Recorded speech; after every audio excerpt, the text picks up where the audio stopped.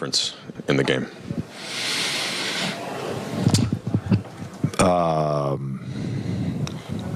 Said we wanted to be a process team.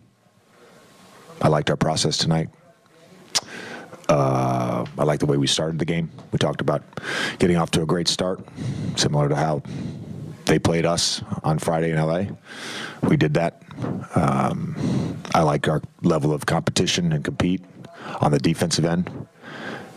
They put you in a lot of tough spots, and they have some elite individual shot makers. And I have to go watch it, but felt like in some ways we lost to Kevin Durant and Devin Booker's ability to make tough twos. Thought our execution down the stretch was phenomenal. There's one thing to nitpick. It's probably me. I probably should have gone to the fire a possession or two earlier against KD. But I liked that group that we had out there defensively. I trust those guys. And then the other thing I would say is, like, we should never have a 14-point quarter. So that's on me as well. That's part of that is me. I got to make sure we're running good offense. Felt like it was a little random. We got stalled out. We talked about it at halftime. For us to be a high-level offense, we've got to move bodies and we've got to move the ball. And that they got to screen, and they just kind of took us out of what we were doing initially, and we were great in the second half. We executed great in the second half. It just, that second quarter really hurt us. And then you mentioned fire. You just mean like blitzing Durant later? Is that yeah? Okay.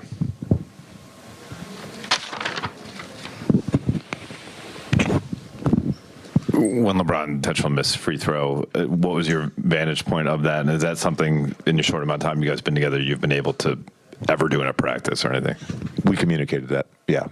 So everybody that was on the floor knew what was happening, and it was an insane miss, to be honest with you. I don't know that I've ever seen an intentional miss that hit the bottom of the rim and then went straight down.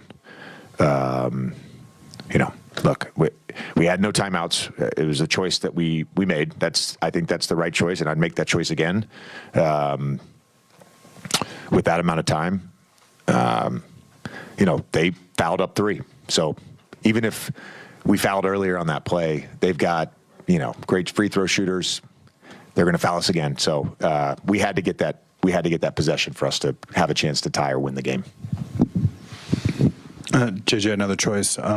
With 40 seconds or so to go, you guys had that timeout, and you drew up that play for Austin. Got him a really good look there. What was kind of the 2-3 sort of calculus in that moment? We would have been fine with either. You mentioned the overall process, 80s first quarter. Just kind of what did you see in terms of the shots you guys were creating for him, and how did Phoenix adjust to try and make that harder on him, I guess, as the game went on? I don't really know that they made it harder on him. I thought when we were intentional about getting the ball, we did. Some of the stuff in that first quarter wasn't even us spoon feeding him. It was a lot, transition, running the floor. Got a couple layups off D-Lo passes. I'll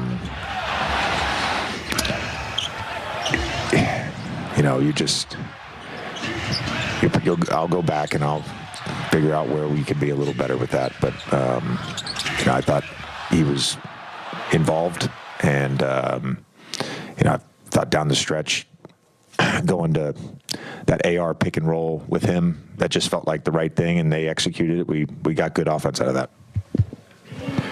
JJ, it's rare to see LeBron in single digits that late into a game. He obviously hits the big 3 to kind of keep the game close, but goes 3 for 14. What did you see from him offensively? Yeah, I would say for him and our group, to be honest with you, we missed a lot of paint 2s, and for him, those are shots that he makes. He had in the fourth, he had that miss on the lefty lay, and missed a couple of those one-leggers that were right there in the paint. I thought we gave him the space. They were very intentional about flooding when he was on that ISO on either wing. So something we probably need to talk about how we want to combat that against teams that do that. But I thought our spacing was, for the most part, really good. There was a clip we showed at halftime where we didn't get to our proper spacing, but other than that, I felt like we gave him space on those ISOs, and If you guys obviously had the big run, playing really well, I'm sure you expected Phoenix to battle back. What did they do in that second quarter to limit you some, and then how did you get out of that and kind of restore things in the second half? You as in the team? Sorry, the team. Just the kind of whole group in the second quarter. I mean, we scored 14 points. We had a good defensive quarter. 25. 50 for the half. I mean, we just couldn't score the basketball in that second quarter, which kind of hurt us. A lot was some turnovers, some tough shots on our end, shoot some tough shots. We can't have a 14-point quarter. As good as we are offensively, as a team and individually, having 14 points is a tough quarter. Was able to recover from it. KD made some very tough shots, some tough contested twos, and still had to lead. Got to stop, and we missed the offensive rebound. Goes over my head. And then, close out to Royce O'Neal. 85% of his shots are threes, so tried to run him off the line and get a floater. But I think our execution down the stretch was really good. Brian had an open three. He slipped, which allowed them to foul. Yard had a terrific look. But I think that, that 14-point quarter, kind of hurt us a little bit.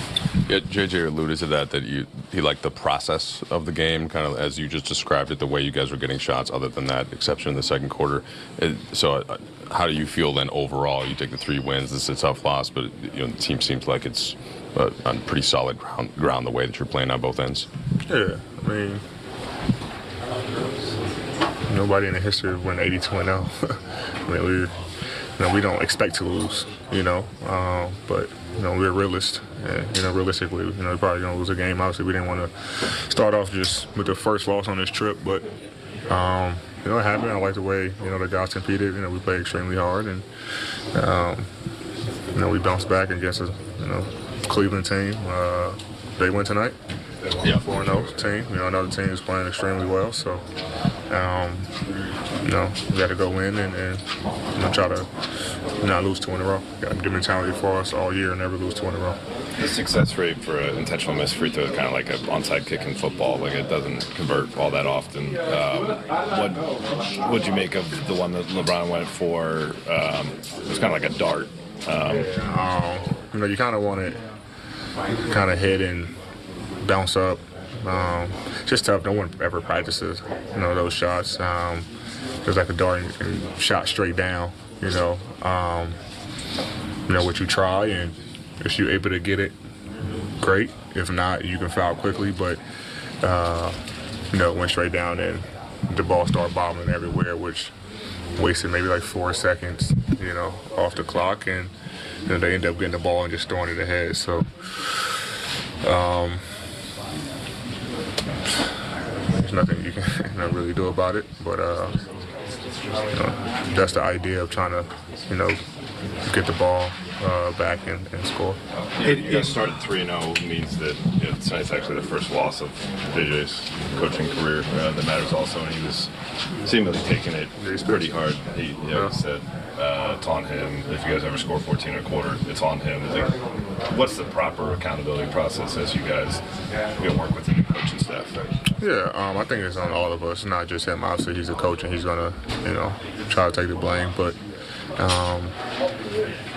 we score 14 points to players, right? So it's things that we could have did better as a group, coaching staff and players, But we didn't. We learned from it. We watched film on it, how we can not have another 14-point quarter this season, and learn from our mistakes. But yeah, he's pretty pissed. I mean, we're all pissed.